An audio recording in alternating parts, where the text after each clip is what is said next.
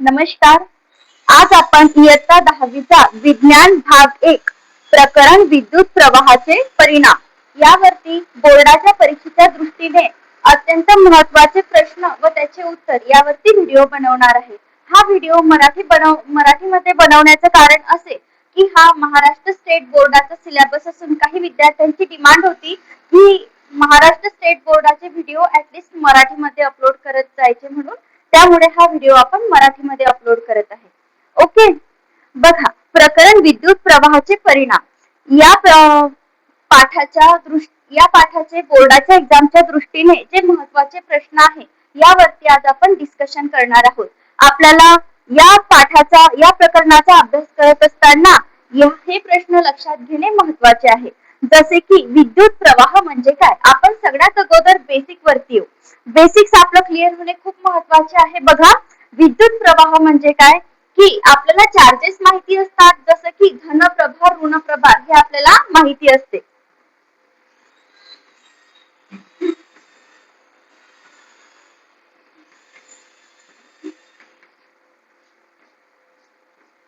धन प्रभार जे असतात त्यालाच आपण प्रोटॉन आणि ऋण प्रभार जे असतात त्यांना आपण न्यूट्रॉन्स म्हणतो.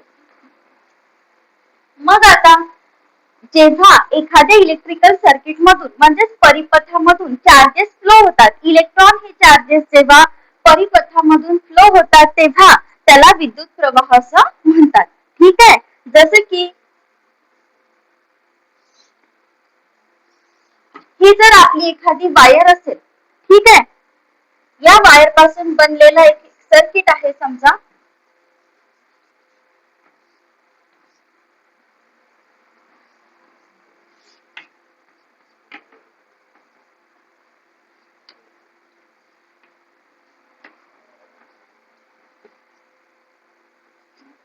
बघा विद्यार्थी मित्रांनो, तुम्हाला डायग्राम मध्ये दिसत आहे की इथं या इलेक्ट्रिकल सर्किट मध्ये म्हणजेच परिपथामध्ये आपण एक बॅटरी विद्युत घट जोडला. हा पॉझिटिव्ह टर्मिनल आणि हा निगेटिव्ह टर्मिनल असतो. इलेक्ट्रिक सर्किट मध्ये करंट हा नेहमी पॉझिटिव्ह टर्मिनल पासून तर निगेटिव्ह टर्मिनल पर्यंत फ्लो होतो.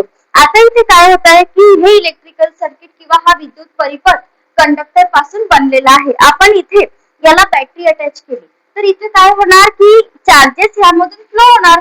तर जे चार्जेस फ्लो होतात त्याला आपण म्हणतो विद्युत प्रवाह. ठीक आहे, जो की आपण क्यू ने दाखवतो. म्हणजेच काय, क्यू म्हणजेच काय, ज्याला आपण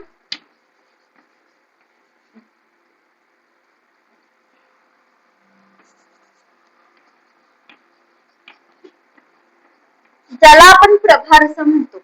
ठीक आहे, आणि विद्युत प्रवाह म्हणजे काय की हे प्रभार विद्युत परिपथामधून फिरणे, फ्लो होणे, याला आपण म्हणतो विद्युत प्रवाह. बरं, आता आपण पुढच्या प्रश्नावर येऊ, जो की आहे ओहम्स लॉ.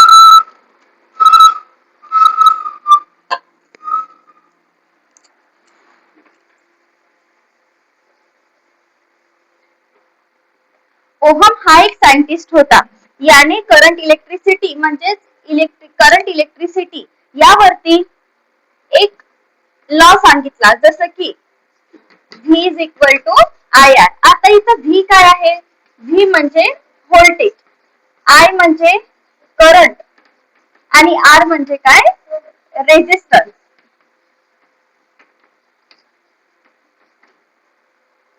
बघा, ओहम लॉच्या नुसार आपण म्हणू शकतो की विद्युत परिपथामध्ये किंवा इलेक्ट्रिकल सर्किट मध्ये जो व्होल्टेज असतो तो करंट आणि रेझिस्टन्स यांच्या प्रोडक्ट एवढा असतो.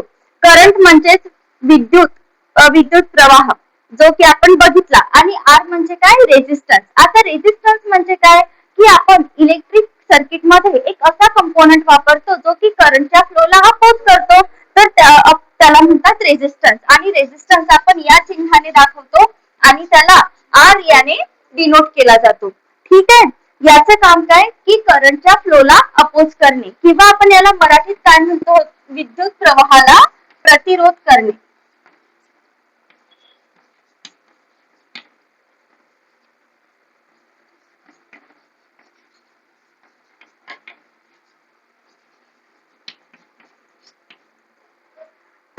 रेझिस्टन्स किंवा प्रतिरोधाचं जे मेन काम आहे ते काय आहे, विद्युत प्रवाहाला प्रतिरोध करणे.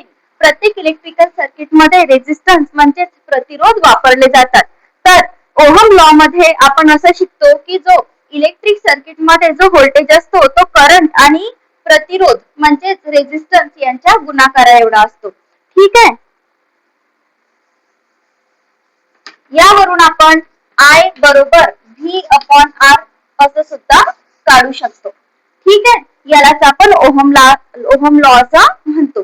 बोर्डाच्या पेपरच्या दृष्टीने तुम्ही ओहमचा नियम करून ठेवा, हा नक्की तुम्हाला युजफुल असेल.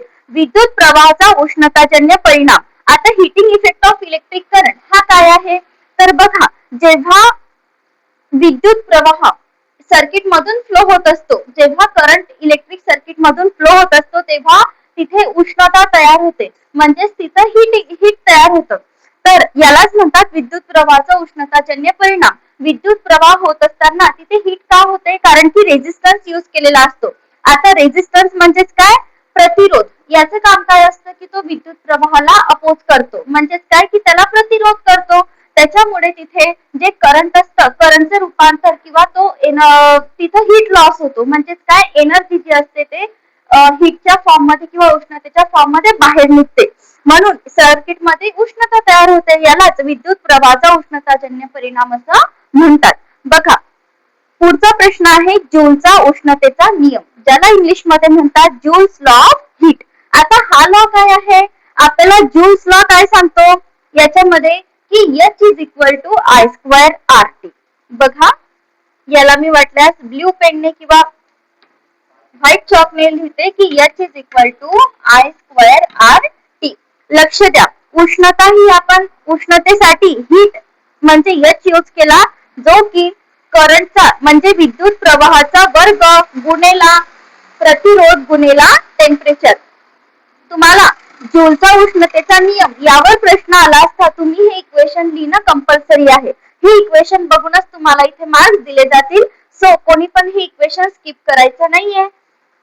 बघा, नेक्स्ट आहे विद्युत शक्ती. आता इलेक्ट्रिक पॉवर. इलेक्ट्रिक पॉवर हे आपण कसं लिहितो, P is equal to VI. बघा, विद्युत शक्ती P is equal to VI.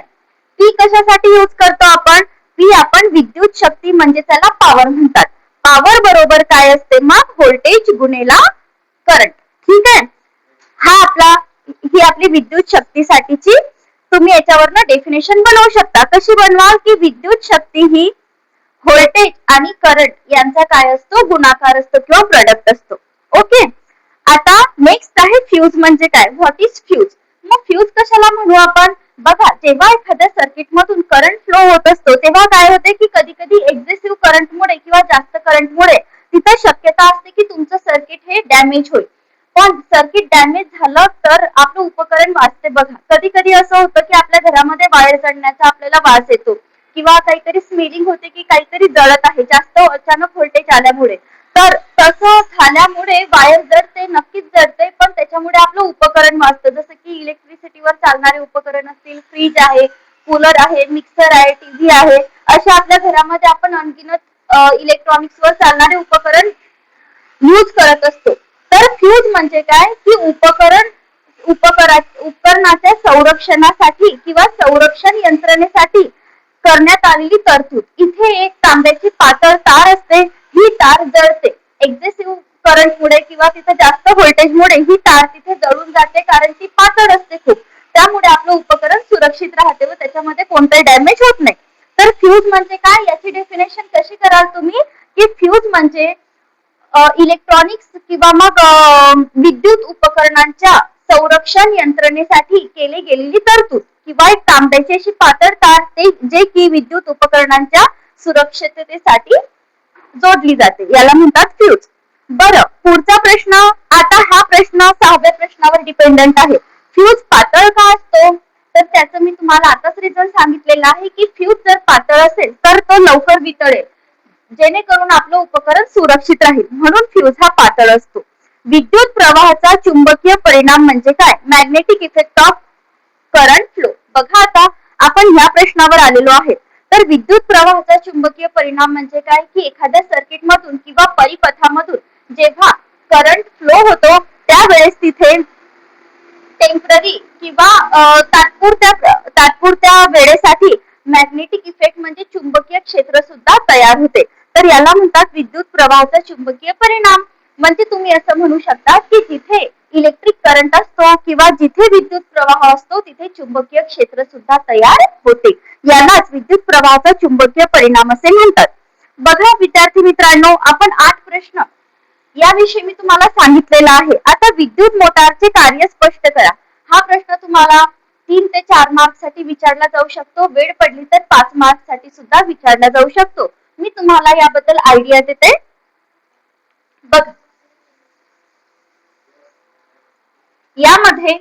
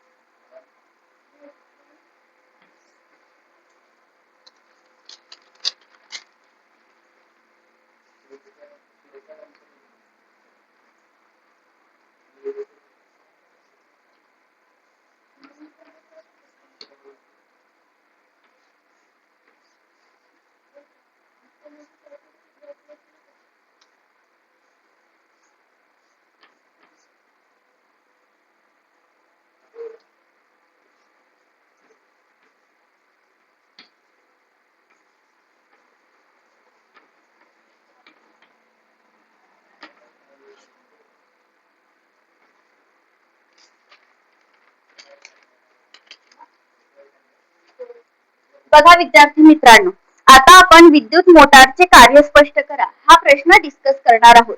इथे तुम्हाला काय दिसतंय की नॉर्थ आणि साऊथ, आपण इथे एक मॅग्नेट ठेवलेला आहे ज्याचं नॉर्थ आणि साऊथ पोल आहे, म्हणजेच एक उत्तर ध्रुव आणि दक्षिण ध्रुव. आता इथे काय होते की मॅग्नेटिक फ्लक्स म्हणजे चुंबकीय क्षेत्र, जे चुंबकीय क्षेत्र तयार करण्यासाठी ज्या लाईन्स रिस्पॉन्सिबल असतात म्हणजे कारणीभूत असतात, ज्याला आपण इंग्लिश मध्ये मॅग्नेटिक फ्लक्सेस म्हणतो, ह्या फ्लक्सेस इथे तयार होतात. याच्या मधामध्ये आपण याच्या मधात आपण काय करू की एक मोटर जॉईन केलेली असते. आता या मोटरला ब्रश असतात. हे ब्रश कशासाठी असतात तर क्लिनिंग पर्पज साठी तर असतात. ऍज वेल एज याची जी डिलिकेट म्हणजे नाजूक हेअर लाईक स्ट्रक्चर असतं, याच्यामुळे सुद्धा इथं इलेक्ट्रिक करंट फ्लो होतो. आता आपण याला इथे खाली एक सर्किट जॉईन केलेला आहे. हा एक विद्युत घट आहे म्हणजेच बॅटरी आहे. यामधून काय होणार की इलेक्ट्रिसिटी फ्लो होईल. आता बघा इथं काय असतं, एक स्प्लिटिंग डिस्क असते. स्प्लिटिंग डिस्क म्हणजे काय, एक फिरणारं चक्र. असं का, बघा या ठिकाणी मॅग्नेटिक इफेक्ट असतो, चुंबकीय परिणाम असतो. त्यामुळे इथे काय होते की ही जी मधातली जी डिस्क असते किंवा मधातलं जे स्ट्रक्चर आहे हे कंटिन्यू फिरत असतं. मग फिरत असल्यामुळे इथे काय होते की इथे तुमची जे एनर्जी आहे म्हणजेच इथे जे मॅग्नेटिक इफेक्ट आहे हा इलेक्ट्रिक इफेक्ट मध्ये कन्वर्ट होतो. मोटर बघा किंवा आपण म्हणू की इथे जी इलेक्ट्रिक एनर्जी आहे ही मेकॅनिकल एनर्जी मध्ये कन्वर्ट होते. जसे की मोटर आहे, मोटरचं काम काय असते, आपण त्याला इलेक्ट्रिसिटी प्रोव्हाइड करतो आणि ती काय करते तर वर्किंग परफॉर्म करते, वर्क परफॉर्म करते. तर ही कशा प्रकारे वर्क परफॉर्म करणार की आपण जेव्हा याला इलेक्ट्रिसिटी देऊ तेव्हा ही इलेक्ट्रिसिटीमुळे इथं मॅग्नेटिक फील्ड क्रिएट होईल. या मॅग्नेटिक फील्डमुळे इथे मॅग्नेटिक फ्लक्सेस तयार होणार आणि त्याच्यामुळे तुमची ही जी प्लेट आहे ही कंटिन्यू फिरत राहणार. ही काही वेळेच्या अंतराने कधी क्लॉकवाईज तर कधी अँटी क्लॉकवाईज फिरेल, पण याच्यामध्ये जो इलेक्ट्रिक करंट असेल त्याची डायरेक्शन एकसारखी असेल. म्हणजे तिथे काय होते की जो इलेक्ट्रिक करंट आहे तो तुमच्या मेकॅनिकल एनर्जी मध्ये कन्वर्ट होतो. ठीक आहे, म्हणजे इथे आपण काय म्हणू की विद्युत एनर्जी किंवा विद्युत शक्ती ही कशामध्ये कन्वर्ट झाली तर एका यांत्रिक कामामध्ये किंवा यांत्रिक एनर्जी मध्ये कन्वर्ट झाली. या प्रकारे विद्युत मोटर काम करते. जसं की विद्युत मोटरचं एक्झाम्पल तुम्ही कोणतं घेणार, जसं की वॉशिंग मशीन आहे, आपल्या घरामध्ये यूज होणारे मिक्सर आहेत, इस्त्री आहे, हे सर्व विद्युत मोटारचे एक्झाम्पल्स आहे ज्यामध्ये ही सिस्टीम फॉलो केली जाते. विद्यार्थी मित्रांनो, 10वी बोर्ड परीक्षेसाठी हे प्रश्न अत्यंत महत्वाचे आहेत. तुम्ही या प्रश्नांचा रेफरन्स घेऊन अभ्यास करा, याचा नक्कीच तुम्हाला फायदा होईल. एवढे प्रश्न तुम्ही या चॅप्टरचे तयार केले असता तुम्हाला इतरत्र तुम्ही जास्त फोकस करायची तुम्हाला आवश्यकता नाहीये, कारण या 9 प्रश्नामध्येच हे पूर्ण चॅप्टर तुमचं कव्हर होत आहे. ठीक आहे. यामध्ये 1 मार्क क्वेश्चन पासून तर हा 5 मार्क्सचा क्वेश्चन सुद्धा आपण कव्हर केलेला आहे. तुम्हाला बेसिक कळलं तर तुम्ही ऍडव्हान्स कडे जा, त्यामध्ये तुम्हाला नक्कीच फायदा होईल. जर तुम्हाला आपला व्हिडिओ आवडला असल्यास जास्तीत जास्त शेअर करा, लाईक करा व सबस्क्राईब करा. थँक्यू.